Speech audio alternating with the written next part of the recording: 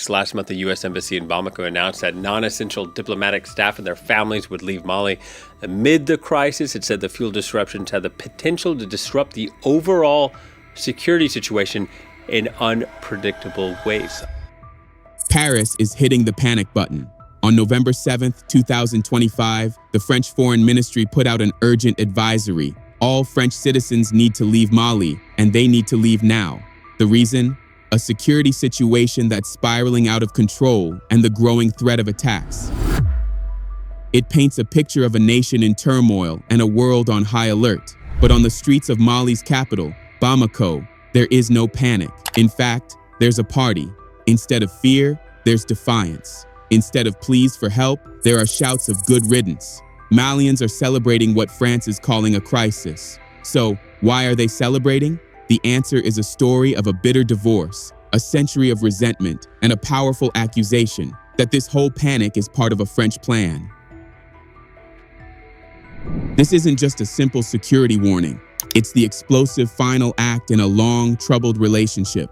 While Paris claims it's just trying to protect its citizens from a country on the brink, many Malians see something else entirely. They see hypocrisy.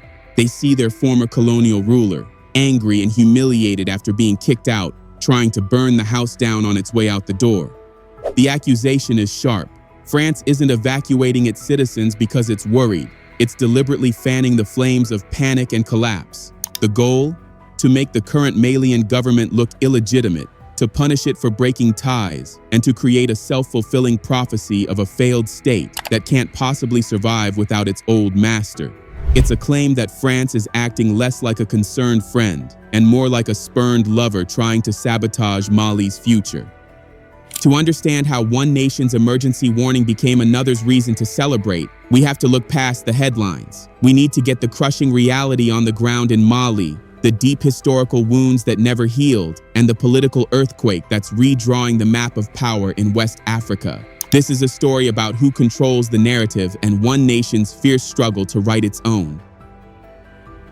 Now, let's be clear. The French warning didn't come from nowhere. Life in Mali, especially in the capital Bamako, has become a brutal test of survival. Since September 2025, the country has been choked by a crippling fuel blockade imposed by the Al-Qaeda-linked jihadist group, JNIM. This isn't some distant conflict. It's economic warfare at the city gates. For weeks, JNIM insurgents have been systematically strangling the nation's lifelines. They attack fuel trucks, kidnap drivers, and block the crucial import routes from Senegal and Côte d'Ivoire, which supply the vast majority of Mali's fuel. The result has been a slow-motion collapse of daily life. The once bustling streets of Bamako are now scenes of desperation, with hours-long queues snaking around the few gas stations with anything left to sell.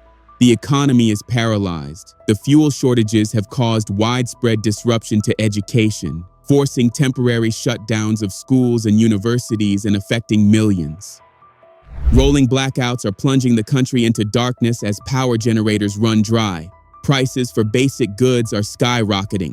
Hospitals are struggling to keep the lights on. The blockade is a deliberate strategy by JNIM to prove the ruling military junta can't protect its people. It's a campaign designed to suffocate the state, turn the population against its leaders, and create a power vacuum the jihadists are ready to fill. The pressure is so immense that some analysts are warning the government itself could soon collapse. It's in this very real crisis that France issued its advisory. The statement was blunt, telling French nationals to get out on commercial flights as soon as possible and warning that all land travel was a death trap. And France wasn't alone. In the weeks prior, the US, UK, Germany, and others had all issued similar warnings. The US State Department went to Level 4, do not travel, citing crime, terrorism, and kidnapping. On the surface, it all seems like a logical, responsible move. Faced with a spreading insurgency and a humanitarian disaster, you'd want to get your citizens to safety. But for many Malians, the French warning just hit different. It didn't feel like a helping hand. It felt like a slap in the face. They look at the same facts, the blockade, the suffering, the jihadist advance, and come to a totally different conclusion. The problem isn't just the terrorists. They say the problem is the long shadow of the ally who just walked out.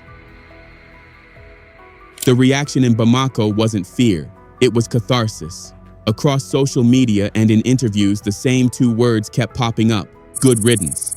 Let them leave and never come back. This wasn't some fringe opinion. It was a widespread, almost gleeful rejection of France's concern. But why? The answer comes down to what Malians see as staggering hypocrisy. They ask a simple, powerful question. Where was this urgency for the last decade? For nearly 10 years, French soldiers were on Malian soil, leading the fight against terror in Operation Barkhane. And during that time, the security situation didn't get better. It got worse. The insurgency, once stuck in the remote north, spread to the center of the country and then spilled over into Burkina Faso and Niger. More than 2/3 of all deaths from the conflict since 2012 have happened since 2020. From the Malian perspective, France had 10 years to fix the problem and failed. Now, just a few years after being forced to pull its troops out, Paris suddenly declares the situation a lost cause. The timing feels political. It feels less like an honest danger assessment and more like France is actively willing the crisis into existence just to prove a point that Mali can't survive without them. This is the core of the accusation, that France is weaponizing panic for its own self-interest. A former power that can't accept it has lost influence. The Malian junta, which took power in 2020 and 2021, made a bold choice. It broke military ties with Paris and kicked the French army out. It was a messy public divorce. Now, as the junta struggles with the consequences, the French advisory feels like a malicious, "I told you so." Malian social media is flooded with accusations that France wants to see the country fail, to make an example out of it for other African nations thinking of going their own way. They believe the evacuation call is designed to create an image of total collapse, scare off investors, and isolate the country. As one popular comment put it, they were here for 10 years and couldn't fix it. We asked them to leave, and now they cry that the country is falling apart. Who do they think they are fooling? This feeling is tied to the belief that France needs Mali and its resources more than Mali needs France. Celebrating the French departure is a profound declaration of sovereignty. It's Malians saying they would rather face their problems on their own terms, no matter how hard, than live under the thumb of a power they feel has never respected them. That good riddance isn't just a dismissal. It's the sound of a people choosing a dangerous freedom over a humiliating dependency. To really get the depth of this resentment, you have to understand a word that hangs over everything between France and its former African colonies: Francafrique. The term originally suggested a friendly partnership, but critics quickly redefined it to describe something far more sinister: a shadowy network of political, economic, and military ties that let Paris keep a neo-colonial grip on Africa long after independence. Francafrique is a system built on personal deals between French presidents and African leaders, many of whom were kept in power with French help. It's a world of secret handshakes and intelligence services operating in the shadows. Economically, it worked through things like the CFA franc, a currency that gave Paris huge influence over African economies and ensured French companies got first dibs on everything from mining to infrastructure. Militarily, it meant French bases all over the continent, ready to intervene to protect friendly regimes or French interests. This created a deep dependency, where African leaders often owed more to Paris than to their own people. Mali's entire history is tied up in this system. Even after independence in 1960, the relationship was tight. The modern chapter began in 2013. When jihadist groups threatened to overrun the country, the Malian government asked France for help.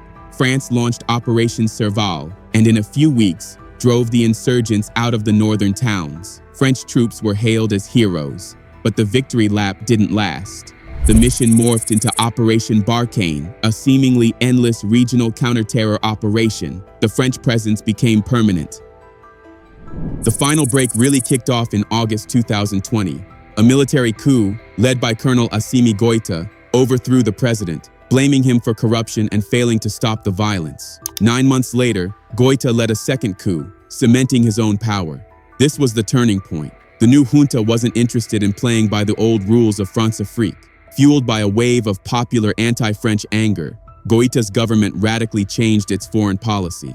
The relationship with Paris completely fell apart. The war of words turned into a war of actions. In January 2022, Mali expelled the French ambassador. Then came the final insult, a formal demand for all French troops to get out. After nearly a decade, Operation Barkhane in Mali was over. But the junta wasn't planning on going it alone. They just swapped partners. As French soldiers were leaving, Russian operatives from the Wagner Group were arriving. The government calls them instructors, but they're fighting on the front lines.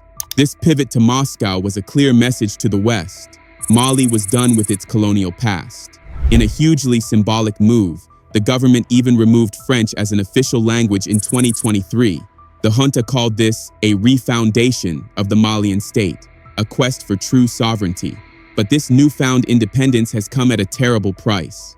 The departure of French and UN forces left a huge security vacuum. The partnership with Russian mercenaries hasn't stopped the bleeding. In many ways, the results have been devastating. Human rights groups have accused Malian forces and their Russian allies of committing atrocities against civilians, and they warn these acts are a powerful recruiting tool for jihadist groups.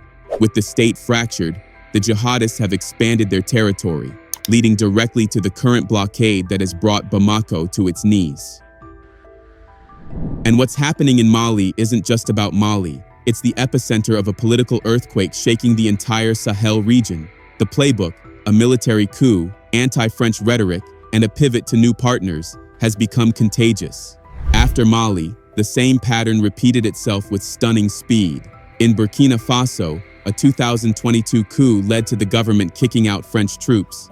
In Niger, a 2023 coup overthrew a pro-Western president, and that junta also tore up its military deals with France. These three nations have now formed their own defense pact, the Alliance of Sahel States. This alliance is a new, defiant bloc in West Africa, united by its rejection of French influence. What we're witnessing is the total collapse of France's sphere of influence in the Sahel. It's not just about losing one ally, it's about a chain reaction across a strategically vital region. This is why the showdown between Paris and Bamako is so important. For France, Mali is a test case. If the junta can successfully defy Paris, pivot to Russia, and survive, it offers a blueprint for other nations to follow. But if Mali collapses into chaos, just as the French advisory predicts, it serves as a stark warning to anyone else thinking of breaking away. This is why the accusations of panic fueling are so powerful. Malians believe they aren't just fighting for themselves, but are on the front lines of a bigger struggle for the future of West Africa. They see themselves as pioneers of a new, post-Francafrique era. In that light, the French warning isn't just an insult, it's an attempt to discredit an entire regional movement. So you're left with two stories that just can't both be true. For France and its allies, Mali is a failed state in the making, led by a reckless junta whose decisions have invited disaster. The warning to leave is just common sense, but for many Malians, and for a growing number of people across the Sahel, this is a story of liberation. It's a nation finally breaking free from a century of control, choosing to face its own demons on its own terms. They see the chaos not as a sign of failure, but as the painful price of real independence. And they see the French evacuation order not as a friendly warning, but as the last gasp of a dying empire. Mali is in a desperate situation. The suffering of its people is real and immense. But the desire for sovereignty and the deep resentment of foreign influence are forces that are just as real and just as powerful. So, what do you think? Is this a new dawn for the Sahel? A necessary struggle for self-determination? Or is it a dangerous leap into the dark, risking the entire state for a new set of unreliable partners? Let us know in the comments. The future of the entire region hangs in the balance, and it will be decided long after the last French plane has gone.